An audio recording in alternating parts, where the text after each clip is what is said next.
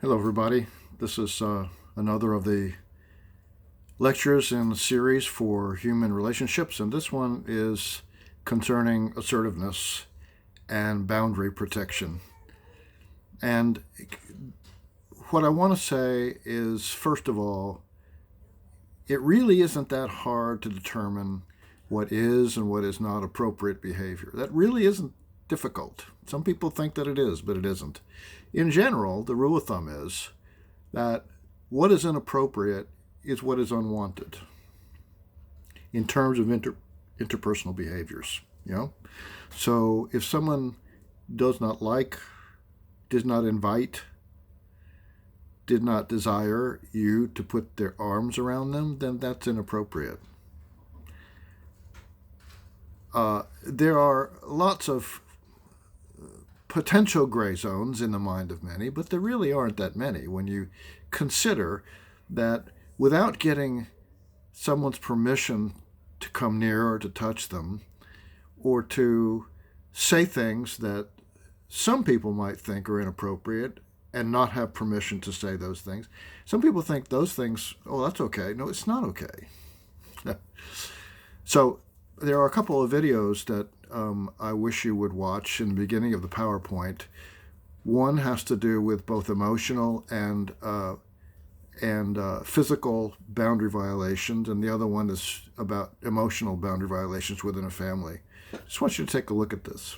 Second thing I want to say is human beings can get used to almost anything.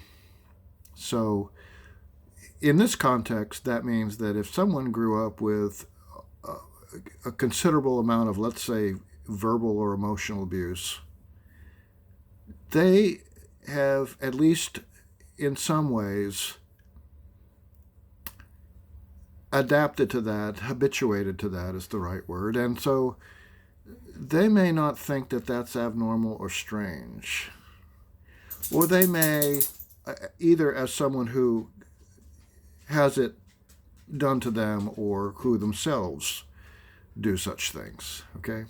Anyway, so we could talk a lot about what is and was not appropriate, but look at the diagram that is in your PowerPoint. I think it's page 3, and it has to do with categories of emotional boundary abuse, boundary violation, and so give that a look. Yes? All right. Now, so we're really talking about how to set boundaries with people. Let me give you some examples of things that are not okay.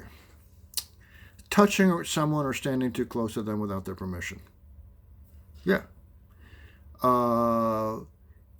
Even if you're married, your partner goes into the bathroom and closes the door, it's not okay for you to open the door and walk in. Or closes the bedroom door, with or without locking it. They're saying to you, I'd like to have privacy, by closing the door. Going through someone's purse or wallet or their phone, that's not appropriate. Okay. Yelling, screaming, name-calling, patronizing, hostile sarcasm, manipulation, insisting that your point of view is the correct one, and fighting for that in an aggressive way. No. All boundary violations. Now, people can either set up walls that are so thick and so protective that no one can get in, and then closeness is not something that they really can achieve. Okay? Or they may, in the opposite direction, have very few or no boundaries at all, which makes them a mark for manipulation and abuse. Yes? We want to be in the middle. In fact, assertiveness is the midpoint between weakness or passivity and intimidation or aggression. Yes? Okay. Now, people who are passive are the ones that need the most help in protecting themselves. Aggressive people tend not to think they have a problem. They think it's everybody else's problem. They may, and typically, assert, that's the wrong word, they tell you that, they have to get their way or they won't get what they want. And that's really not appropriate. That's not true. Assertive people get much more of what they want and need on a regular basis, certainly more than passive people and more than aggressive people. Now, aggressive people sometimes get what they want because others don't want to have to deal with the intimidation and they just give in. But ultimately, that's the wrong strategy. All right, so the basics of assertiveness include having respect for yourself, but also others, honestly expressing what's going on inside you, actively influencing, listening, and negotiating in positive directions the people that are around you. Yeah. So if you tend to be aggressive anywhere in your life, and that could be in some places and not others, just like being passive in some place and not others is very possible. But if you're aggressive anywhere, you need to really understand that your anger and your aggression is about feeling not in control. It's actually about anxiety more than it is anger. And if you're passive, you have to learn how to launch your courage, because you will wear out and you will become depressed, resentful, and it doesn't work in the end. Okay? Part of being aggressive is saying it in the right ways. So using nonverbal, sitting up like I wasn't doing a second ago. By the way, sis, I'm wearing your necklace. Sitting up in a larger way and get the small of your back up, looking at someone directly, not bug-eyed, but looking at them directly, yes, and speaking clearly, calmly, yes, and avoid saying things like like, basically, and so on. Those are things that are not perceived as anything other than passivity. Okay. Passive aggressive, and I have a question that includes that concept in your discussion question, is about on the surface looking agreeable, but under the surface boiling with resentment and being upset. They don't like authority. They don't like being told what to do, so they'll sabotage things. They'll blame it on other people. They'll talk about authorities behind their backs. Yeah. Now, I think that you would know pretty much whether you are aggressive or assertive or passive. You probably have an idea of that, but you may not know the extent to which you have those kinds of or styles of presenting yourself to others. So I have several slides with questions on them to help you determine that. In addition, the chapter on assertiveness, which I assigned for your reading, that will help you answer the discussion question as well, includes some measurements in it. And there is, at the back of the chapter, an exercise where you can do the same thing. So lots of ways to determine how aggressive, assertive, or passive that you may be. Okay, so what's the good part about being assertive? Well, here it is more directly. You are less likely to be taken advantage of. You are more likely to get what you want. Cooperation is much more likely, and respect is much more commonly received. Okay? And when someone respects you, they stop the manipulation once they realize that you are someone to be reckoned with, that you have a calm, direct way of approaching boundaries with people. Okay? So,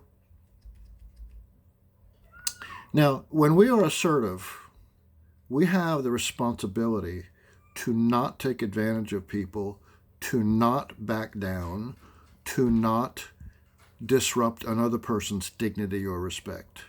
And that's not hard to do. Let me talk a little bit more about that as we go forward, okay? The best philosophy is to always deal with things immediately and not let them fester, to use your listening skills, to separate fact from emotions, and to not get defensive. Okay? Being defensive is a sure sign of passivity. We don't want to do that. Stop saying you're sorry all the time. If you didn't cause something to have happened, don't say you're sorry for that reason. It doesn't apply. If you are not feeling sorrow, don't say you're sorry. It does not apply. People say they're sorry for no particular reasons. They don't want any conflict, so they'll say they're sorry when they're not sorrowful and they're not responsible for what's happening. So, for example, you may have noticed that when people get off the elevator as you're trying to get on, they may say, "Oh, sorry." Why would you say that? There's no reason to, is there? What you're signifying to others without you even knowing it is that you're a passive person and you could be manipulated. It may not apply across the board, but in that one example, it might signal to someone to try to manipulate you. And it might also be true that you are able to manipulate it. I'm not sure. Okay. So saying no is not a problem in being assertive. Say no if you don't want to do something. You're not required to do it. If you're required to do it by virtue of your employment or something, say yes. Get right on it. Have it done by XYZ. But if you are, in any other circumstance, not wanting to do something, then don't say you want to do it. Don't say yes. If you say yes all the time, even when you don't want to, you're signaling to people that you're an easy mark to be taken advantage of. It's hard to know when you say yes again and again to someone who wants your help with things, whether they like you for who you are on the inside or just because you can do the things that they want you to do. That's a major, major misconception that you may have about who your friends really are. You don't have to give a reason for why you're saying no. If it's somebody you care about, what I suggest is you give one real reason, not a fake reason. A fake reason will be like if somebody asks you for a date on a Friday night and you really don't want to go out with them. It's clear with you that you don't want to go. Don't say, well, I've got other things going on. And they'll just say, how about Saturday? How about Sunday? Just say from the beginning, I don't think of you in that way, but thanks for asking. No, but thanks for asking. I really don't think of you in that way. Thank you, though. See? That ends it. Clarity is always better. And you can be friendly with saying no.